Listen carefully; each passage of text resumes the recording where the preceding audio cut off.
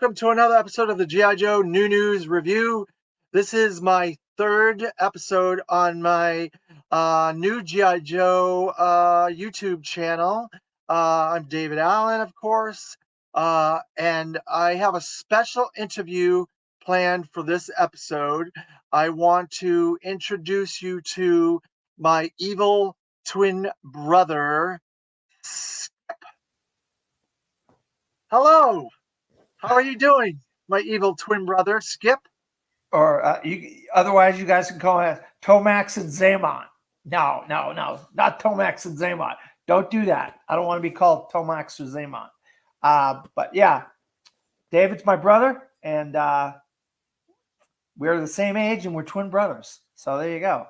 So you're going to get to learn something about David. You may not have known that he had a brother out there. So for many years, the G.I. Joe community, I've been in the G.I. Joe community since about 2010. The internet and YouTube and Facebook G.I. Joe community. And I've always told people about my twin brother, but they never really believed me. They thought I was being tongue in cheek with that information. They never took me seriously. And now here you are, my evil twin brother, Dan Skip Allen. And I'm David T. Allen. Yeah. Skip is a name I got in high school. So it's just kind of one of those names. It's kind of fit me when I was in high school, when I just use it in a lot of ways as an alias. I don't call myself by my real name. A lot of the time, people that know me, they call me Skip. So it's one of those, you got an accidental nickname in high school, doing something dumb, telling people you were skipping school or whatever, and you end up with the name Skip. So there you go. It fit, and I stuck with it. It didn't bother me. It wasn't like, some rude nickname or anything like that. So I didn't buy it. It didn't bother me. So it kind of stuck. So an interesting thing about you, Dan, is that you're a film critic on the side, or maybe not on the side, maybe as a career, you're a film critic, and you've been part of the Sundance Film Festivals, and you've been part of a lot of Florida film festivals, and you've been doing this for what, about 15 years or so, as a critic, film critic? Yeah, off and on YouTube. I was on YouTube for a while. It didn't work out too much. I found my lane was writing reviews and posting them on various websites. So I've been a film critic on multiple websites, and then I started my own website. I'm the editor in chief, and I'm the head film critic for FromTheFourthRow.com, where, yes, I am a film critic here in Orlando, Florida. And I've been to multiple film festivals in Miami, Orlando.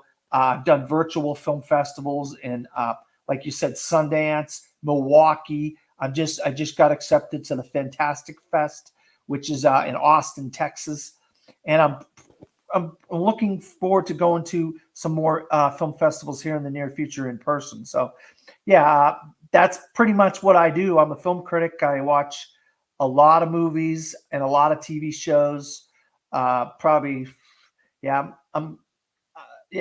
what I do, and that's what I love doing. I love watching TV shows, and I love watching movies mainly. And so you can find me on all the social medias if you want to see my reviews, or just follow me at FromTheFourthRow.com. That's my website. Cool. Thank you for that. So let's kind of rewind this a little bit and kind of go back in time a little bit.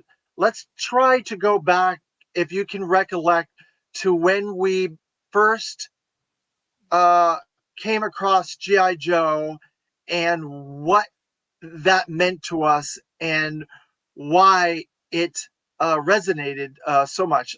As far as I can recollect, we watched the Sunbow animated first miniseries, The Weather Dominator, on Nickelodeon in 1982, I believe it was.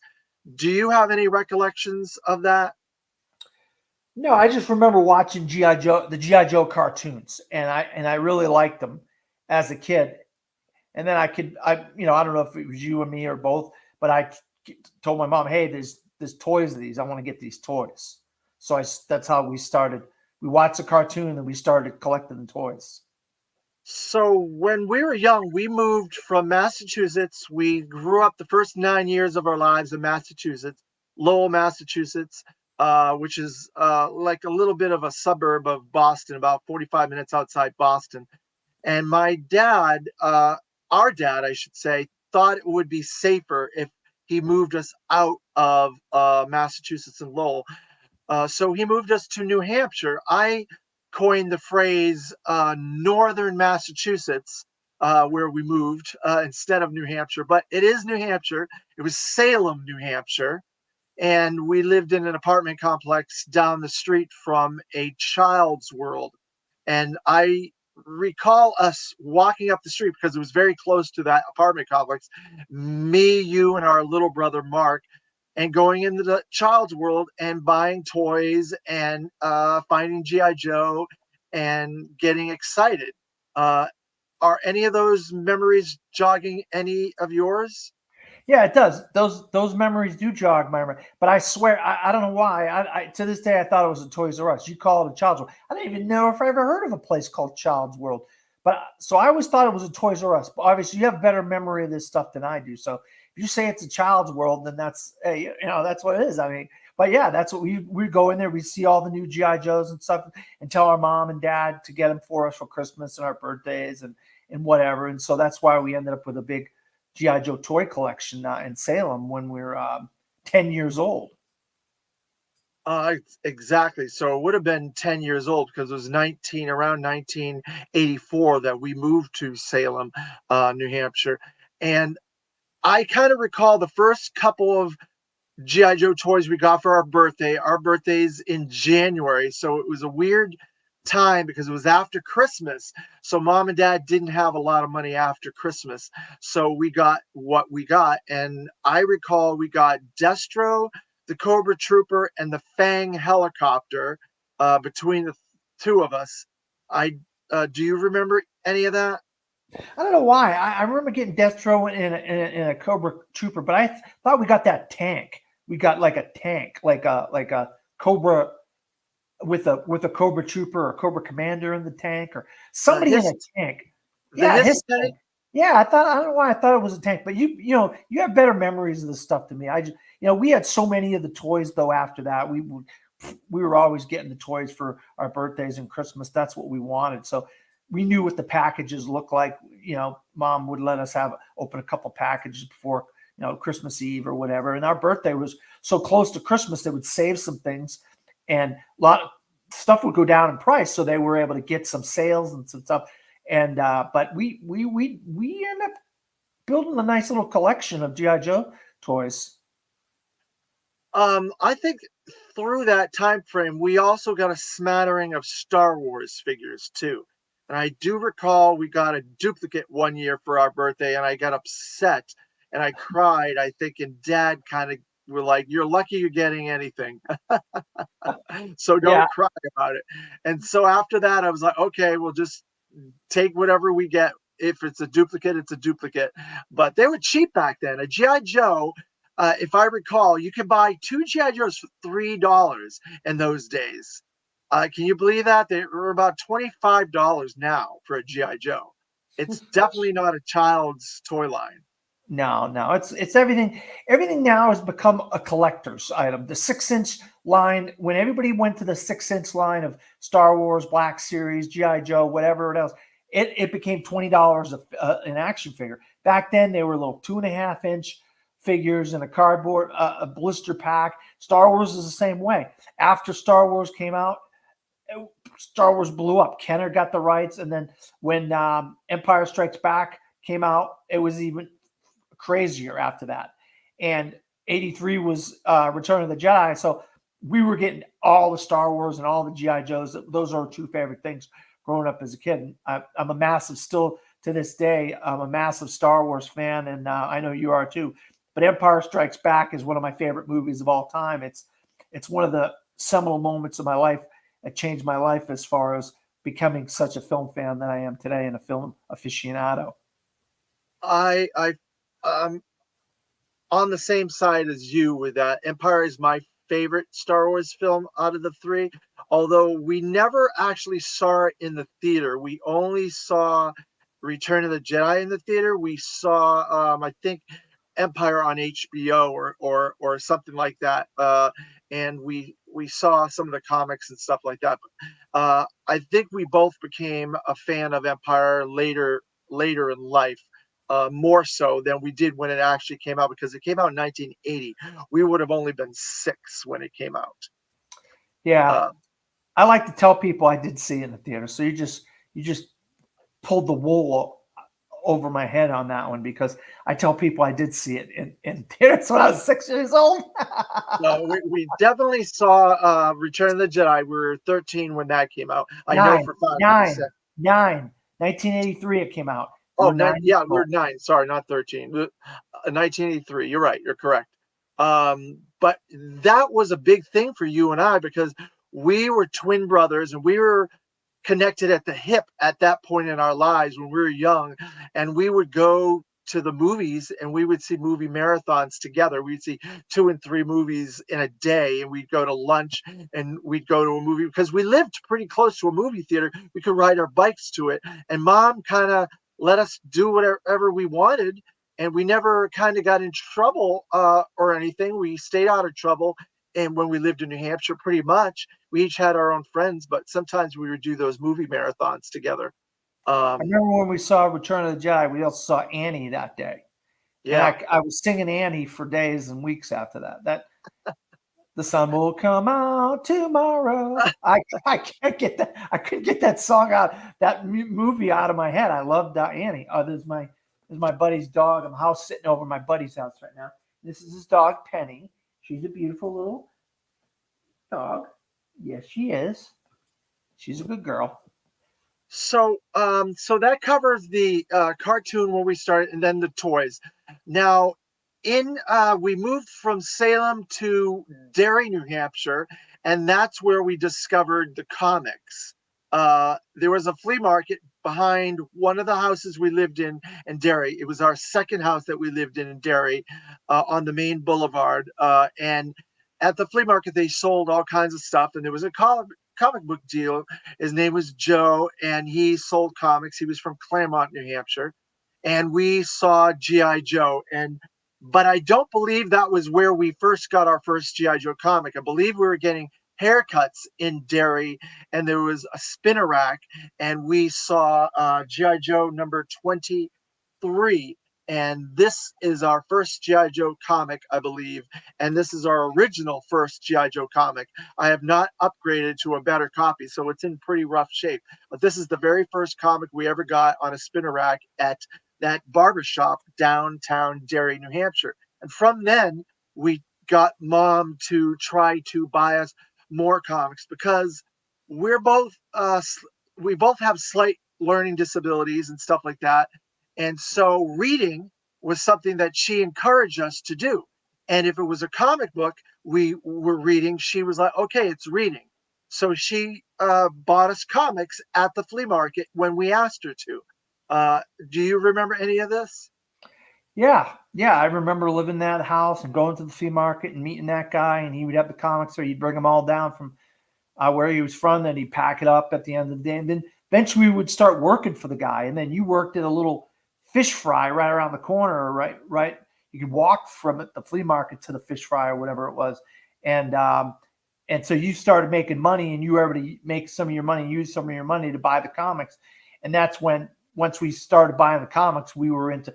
Besides GI Joe, we got into everything after that. You know, GI Joe was the first comic we had bought, and we were buying GI Joe way back when it was really starting to get good. It was the writing was good, the art was good, and some of those early day comics are pretty expensive nowadays.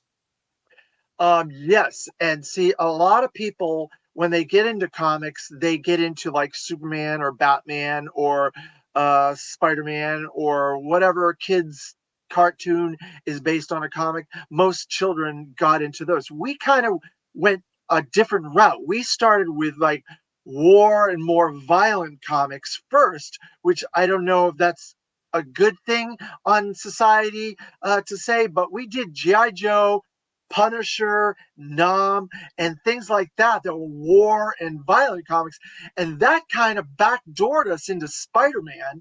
And you fell in love with Spider-Man after that because of the Punisher appearances. We went and got all the Punisher appearances, and then we're like, oh, we're getting all these Spider-Man issues. We need to start getting all the back issues of Spider-Man, and so on and so forth. And then we got into other titles, and it just was a domino effect as to the comics that we started to buy. Because comics, you can buy 20 comics for $5 at the flea market. I got that job. It was $5 a day. So I spent my $5 on comics, and I got like 20 comics a day for those 2 days. And that's where we started experimenting with Justice League International, the Batman and detectives that were going on at the time, Spider-Man titles, Captain America, Iron Man. We both fell in love with Iron Man at the time. And so those were a lot of the first series that we collected when we were that age. But we started with G.I. Joe, then Punisher, and we got a lot of some Nom issues. And they were all like violent gun type stuff. Transformers. Yep, Transformers. Yep. Yeah, comics. I collected comics for a long time with you until then. I basically gave my collection to you, and now you have my entire comic book collection at your house. Well, but you're able to get whatever you need when you want to read it. I let you have it, and you read it and stuff like that, and you give it back. It's like having a library almost here. For people that haven't seen my house, it's like a library. It really is. It's a toy library, but it's a library in two or three different ways, right? You've been to the house, so you know what I'm talking about. Yeah, it's like if a hoarder had everything in order.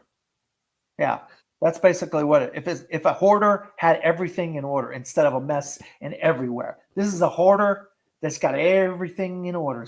Everything's got a place, and every place has got a thing. It's called a collector. Yeah, but some people call it a hoarder.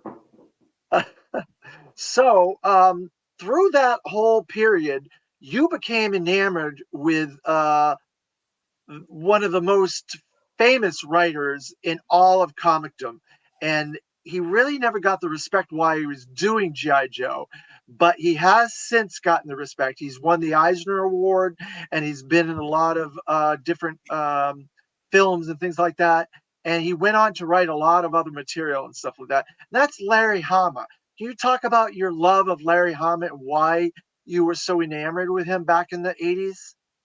Well, the thing is, the cartoons were a little bit, obviously cartoonish, and they didn't give the characters depth and layers and care and backstories and stuff. But the comics, they did do that. You could read about the history of Destro in Scotland, or you could read the history of Snake Eyes, where in his rivalry with Storm Shadow, or stuff like that. Some of these side characters, and you felt like, okay, you were invested in these characters' lives and what they were doing and where they came from and stuff like that. And those early 20s, 30s, 40s, teens, whatever, of G.I. Joe, there was some great, great, great writing. And I wish they would have implemented some of that writing into the TV show like they're doing today with X-Men. I mean, the X-Men cartoons back in the 90s and now X-Men 97 is phenomenal what they're doing with X-Men 97.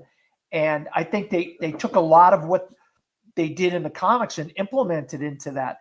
And what I would have loved to have seen. That's why I always thought when they did the movies, man, they're going to start doing some really good. And then the movies just like, oh my God, the movies stink. I can't stand the G.I. Joe movie. And Snake Eyes was one that was like, oh man, this is going to be good. This is good. And they, oh my God, it was terrible. I could not stand that. Then I was like, when are we going to get the Destro movie?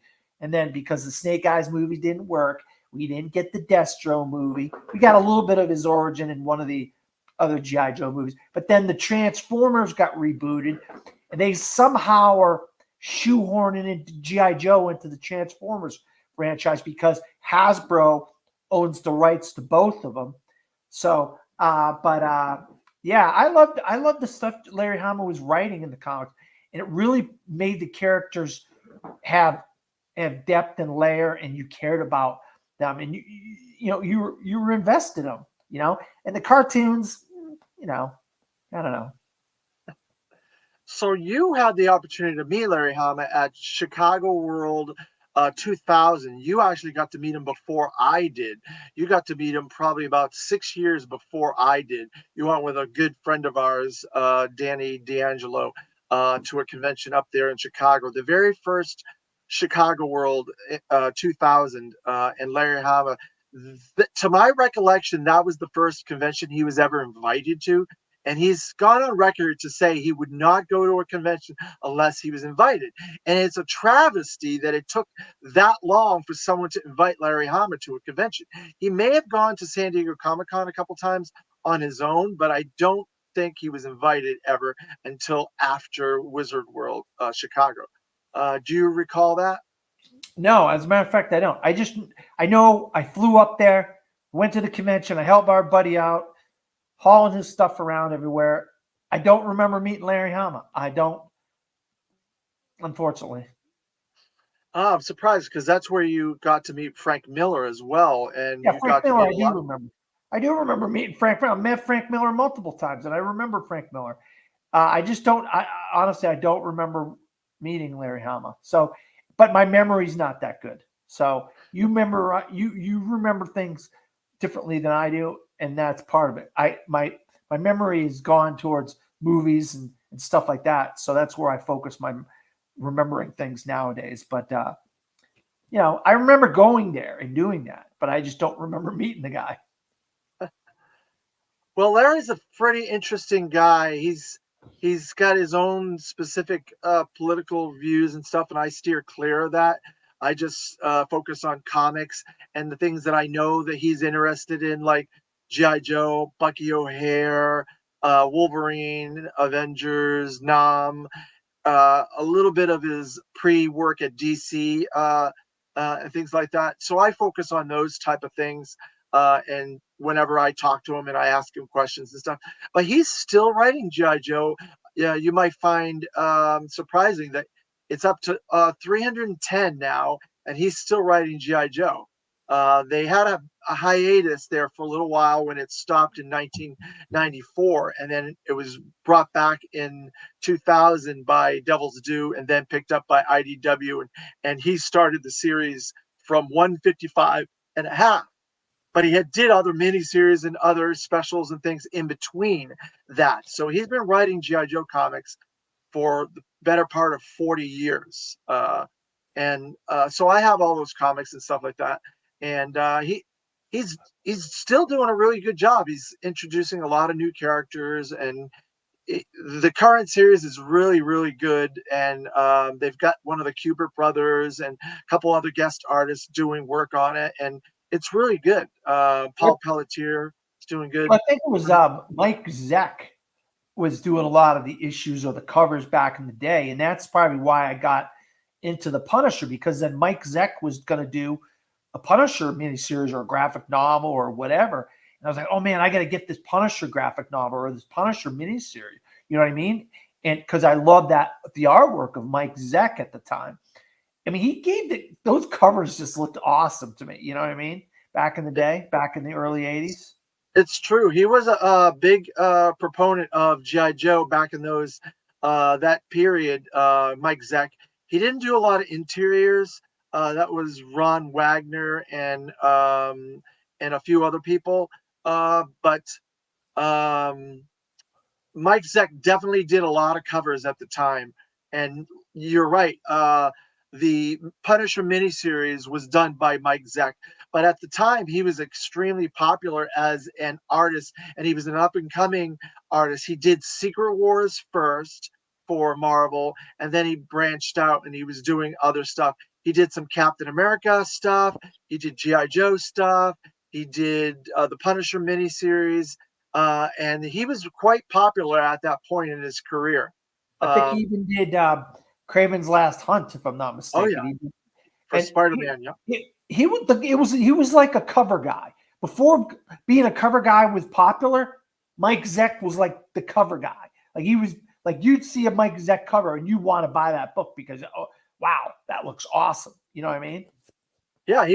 He had a dynamicism to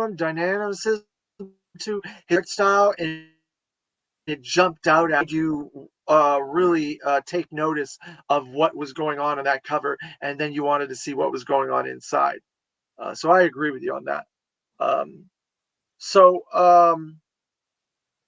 what else? What other recollections do you have of GI Joe from growing up, if any?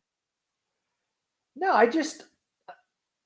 I remember when we moved to a place called Bennington and we had a friend there, a big guy. This guy was a big guy. Compared to you and me, he was a big guy, but he was the same age as us. He just was like massive. And we would just go out. There was this like patch of woods by where we lived. They called them duplexes, where two apartments next to each other. Then down the street, it'd be two apartments and so forth. And there was some woods, and we just take a bunch of our toys in the woods and we just do adventures and stuff like that. And I just remember GI Joe being a place to where I really had a lot of fun as a child and a lot of great memories as a child. Because growing up, me and you didn't always have the best upbringing in childhood. But when we were able to do Star Wars or play with the Star Wars action figures and toys, and do the same with GI Joe, your mind wasn't on what was going on with your parents or what kind of abuses you may have been um, withstanding when you're a kid. You know what I mean? And and that's what you need. You want to take your mind off of all the bad things that were going on in your life and focus them on fun things and good things. You know? I do remember that time in Bennington, and we had a friend that lived a couple of blocks down. He had the USS Flag, and we would bring our stuff over to his house, and we would play on his USS Flag because we couldn't obviously get one or afford it. My dad would never spend $75 to get a flag, but we would go up behind his house and we would play with our toys and build forts and things like that. And I've mentioned this to a lot of friends of mine about the Awe Striker. We went through like a dozen Awe Strikers because we would throw them down the hill and all the Joes would fall off and they would break and stuff like that because they were like model kits kind of. Awe Strikers were our go-to thing. We went through a dozen of those things, at least if I remember correctly. But um, did you ever get any kind of like appreciation from dad? Because I remember one time he lost something and I helped him find it, and he rewarded me with a special toy at the store. We could go to the store, and he would buy a special toy, and it turned out I bought the Havoc toy when we went to the store, and I don't recall if it was a Walmart or a Kmart or what it was. But we went to some store and he bought me a toy. And back then the Havoc was like 16 bucks or something like that. A toy like that, it's about this big. In fact, I have an original Havoc someplace in here. Oh, here it is. I have an original Havoc that I would have bought at the store at that time that Dad would have paid for, and it was about $16. This is an original boxed Havoc, and that was my favorite toy, and it still is my favorite vehicle to this day. Did anything like that happen to you? Did Dad ever reward you for anything that you did, or any surprise or anything? No, I don't remember any of that kind of stuff. Even if something did like that happen, I don't remember it happening because my memory is very clouded of those days when I was a kid because of my disability and stuff. So my memory is not very good to this very day. And just talking about this stuff brought a little bit of this stuff up to me, but I'm not good with names or anything like that. You know. Uh, that's fine. Um, Well, I want to say thanks for taking the time to speak to me. I want to let the viewers out there know to like and subscribe to my channel. I want to say thank you to my twin brother for going down memory lane with me the best you can, and let everybody else know out there that he does exist. Skip is his name, and maybe we'll have him on again in the future. And he does a lot of other YouTube stuff, so you might see him out there in the interwebs. Thank you very much. Oh, you're welcome. Glad to be a part of your channel, and I'm hoping this becomes a good place for you and your friends and people that are in this community, because G.I. Joe was a great place for me and you growing up. And I know as a lot of adults, it can still be a great place for people to commiserate and talk and have a good time reading the books and stuff like that and collecting the toys and stuff. So it's a positive thing. It's not a negative thing. Well, again, thank you very much. And folks out there, we will see you next time.